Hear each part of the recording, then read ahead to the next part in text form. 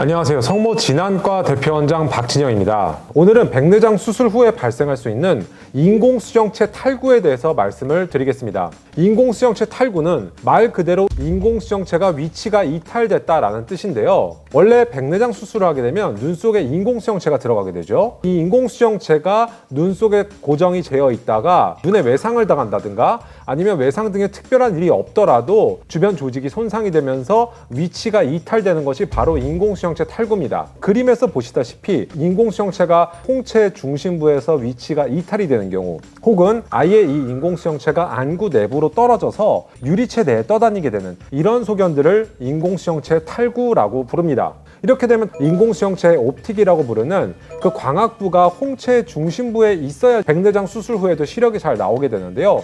이 인공수정체가 이렇게 중심이 이탈되고 아니면 아예 떨어지게 되는 경우에는 갑자기 잘 보이던 사물이 보이지 않고 시력이 크게 떨어지고 저하됩니다. 인공수정체가 완전히 이탈되지 않고 덜렁덜렁하게 붙어있는 경우에는 인공수정체가 일부분만 고정되어 있는 경우에 환자분이 누웠을 때, 안구가 위를 향했을 때 인공수정체가 일부분만 달려있고 이렇게 떨어지게 되면은 갑자기 모든 게 흐리게 안 보이다가 다시 똑바로 일어서면은 인공수정체가 앞쪽으로 위치를 하면서 보이다가, 아니면 고개를 이렇게 흔들거나 할 때마다 사물이 흔들거려서 보이는 증상을 호소하시면서 병원을 내원하시게 됩니다. 그래서 안과에 방문을 하셔서 이 인공수정체 탈구를 진단을 받게 되는데요.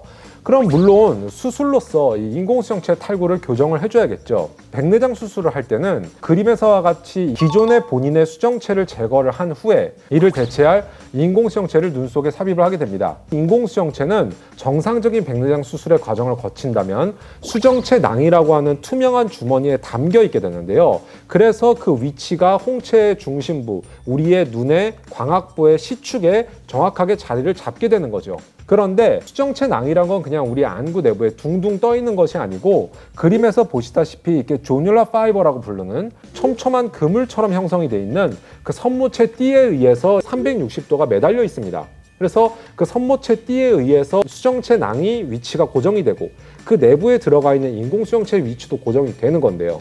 그런데 외부의 충격 등의 외상을 받는다든가 아니면 특별한 일이 없더라도 원래 선모체 띠가 약한 분들이 있어요. 그런 경우에는 선모체 띠가 일부가 파열이 되고 떨어지게 되는 거죠. 그림에서 보시다시피 팽팽하게 당겨주는 선모체 띠가 소실이 되면서 수정체 낭과 인공수정체가 위치가 풀려서 반대편 쪽으로 이동을 하게 되는 것입니다. 그럼 이 인공수정체 탈구가 발견이 된 경우에는 빨리 수술을 해주는 것이 좋아요. 왜 그러냐면 우리 안구 내부에는 유리체라고 부르는 투명한 그 점성이 있는 충전물이 있는데, 그 유리체는 정상적으로는 수정체 낭의 뒷부분에만 존재를 해야 되거든요.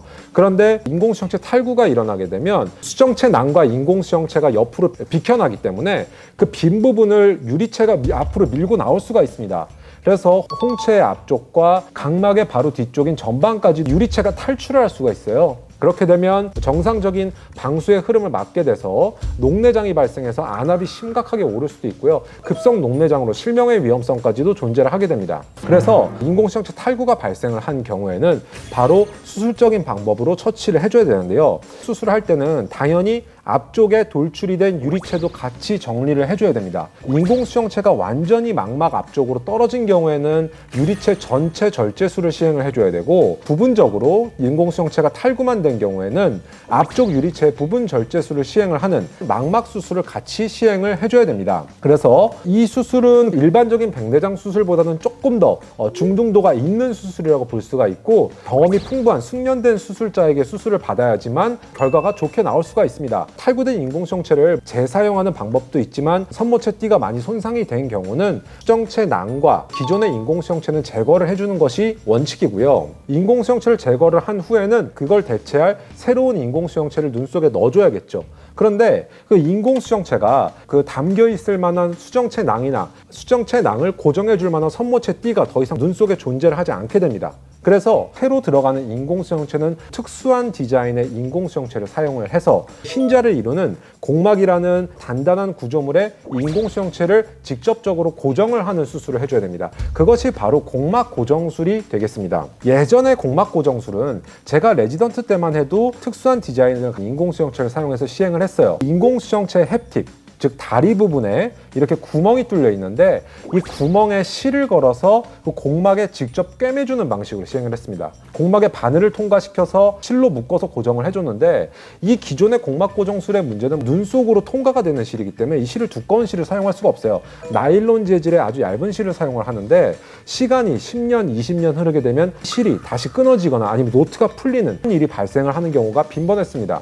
그래서 과거에 이 곡막 고정술은 수술하고 나서 세월이 흐르게 되면 인공수정체가 다시 떨어질 수 있다는 위험성이 존재를 했죠. 그 다음에 나온 것이 일본의 닥터 야마네라는 안과 의사가 개발한 야마네 곡막 고정 수술이 되겠습니다. 기존의 곡막 고정술은 인공수정체 실을 건 다음에 곡막을 통과해서 그 곡막에 여러 번 실을 꿰매줘야 됐기 때문에 시간이 굉장히 오래 걸렸어요. 그런데 야만의 방식은 3피스 IOL이라고 하는 특수한 디자인의 인공수정체를 사용을 하는데 3피스 IOL은 햅틱 부분이 굉장히 팽팽하고 고정력이 좋아요. 그래서 햅틱을 직접적으로 이 곡막을 통과시킨 다음에 플랜지라고 하는데 햅틱 끝부분을 열로서 녹이게 되면 마치 자루 모양으로 두툼하면서 뭉툭하게 모양이 변형이 돼요. 바로 곡막에 이 플랜지를 심어주게 되면 반영구적으로 이 렌즈의 위치가 고정이 되는 거죠. 그래서 이 야만의 테크닉을 사용하면 수술 시간이 획기적으로 단축이 되고 인공수정체의 위치가 상당히 단단히 고정이 된다는 장점이 있습니다. 제가 대학병원에서 펠로우 생활을 할 때 이제 처음 이 수술 방법이 우리나라에 도입이 됐고 그래서 많은 케이스를 시행을 했었고 이 방식은 수술이 간편하면서도 수술 후에 인공수정체의 구조가 안정적으로 오래 유지가 되면서도 수술 시간도 획기적으로 단축이 되고 그만큼 수술 후의 시력 결과도 빠르게 회복이 되기 때문에 전국적으로 이제는 대한민국의 많은 안과 의사들이 야만의 방식으로 곡막 고정 수술을 시행을 하고 있습니다. 그 다음에 개발된 방식은 닥터 깐나브라바라는 브라질의 안과 의사가 개발한 방식인데요. 이 방식도 상당히 획기적입니다. 이 방식은 기존의 야만의 방식을 업그레이드 시켰다고 볼 수가 있는데 기존의 야만의 방식은 두 개의 햅틱만을 곡막에 걸어서 고정을 시켰죠. 그런데 이 방식은 두툼하고 단단한 나일론 실을 이용을 해서 다리가 4개짜리 인공수정체를 곡막에 고정을 합니다. 야만의 방식과 마찬가지로 열로써 그 두툼한 실 끝부분을 녹여서 플랜지, 즉 자루 모양을 만들어서 곡막에 고정한다는 방식 자체는 같아요. 그렇지만 깐나브라바 방식은 인공수정체를 고정하는 지지대가 2군데가 아니라 4군데라는 장점이 있습니다. 그만큼 인공수정체의 구조가 수술 후에 더욱 안정화가 되는 거죠. 그리고 야만의 방식 같은 경우는 꼭 3피스 렌즈를 사용해야 됐기 때문에 현재까지 나온 다초점 인공수정체는 3피스 렌즈가 없습니다. 그래서 야만의 방식으로는 다초점 인공수정체를 고정할 수가 없어요. 그렇지만 다초점 인공수정체 중에는 다리, 즉 햅틱이 4개가 달린 인공수정체가 있거든요. 그래서 깐나브라바 방식을 이용해서는 다초점 인공수정체도 곡막 고정술을 할 수가 있다.